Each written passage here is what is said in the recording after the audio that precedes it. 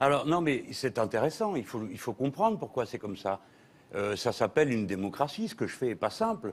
Je ne suis pas simplement en train de venir dire, avoir 3 feuilles de papier avec 4 mesures dessus et en disant, écoutez, toi je te coiffe bien, toi là-bas je te paierai un pantalon. Bon, c'est pas ça. Je présente une vision du monde, une cohérence, un programme.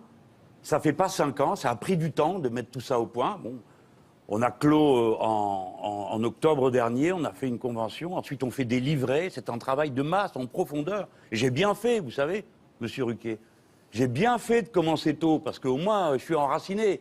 Et là, comme c'est tous les jours la tourmente, hein, ça tient bon, parce que vous avez affaire à des gens qui, dans le temps, ont construit une conscience, une volonté, et c'est d'abord ça que moi je dois respecter. Pas pour moi, c'est pas le sujet, moi, vous n'avez pas compris, hein. Vous ne serez pas débarrassé du sujet avec moi.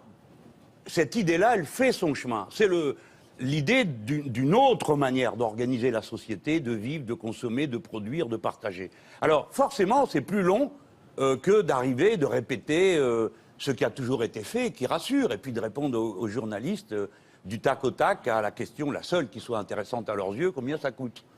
C'est en général parce que, si vous voulez, c'est une idée dominante aujourd'hui, que lorsqu'on fait une proposition, il faut d'abord répondre à la question combien ça coûte. Personne ne se pose la question inverse, parce que vous avez dit... Je vais un peu vite, mais c'est pour nous faire gagner du temps. Vous n'allez pas vite. Alors, vous avez pris le temps de détailler votre question, elle est la bienvenue, mais il faut d'abord bien réfléchir au cadre dans lequel on évolue. Je reviens sur ce que j'ai dit tout à l'heure.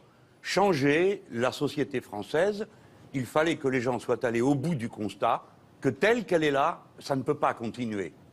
Je vous le dis parce que c'est le fond de l'affaire. Notre pays n'en peut plus. Et d'une manière ou d'une autre, il va passer un coup de balai sur la scène. D'accord? Donc on part bien de ça. Comment peut-on sortir par le haut et d'une manière positive? Il faut convaincre. Si je vous écoutais, Laurent, mais jamais personne n'aurait mené aucune bataille.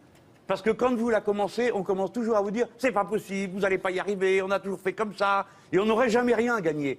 La moindre grève, la moindre lutte, le moindre combat n'aurait pas eu lieu, la moindre pétition.